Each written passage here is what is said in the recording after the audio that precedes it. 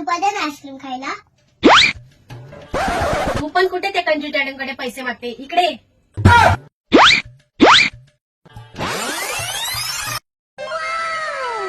हे घे 10 रुपये.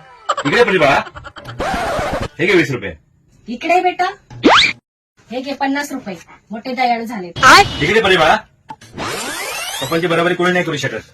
हे घे 100 रुपये. इकडे, हे घे 200 रुपये. माझी बरोबरी करता काय? इकडे बेटा, हे घे 500 रुपये.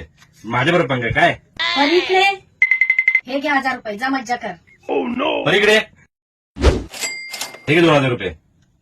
मला कंजूस बोलत होती काय?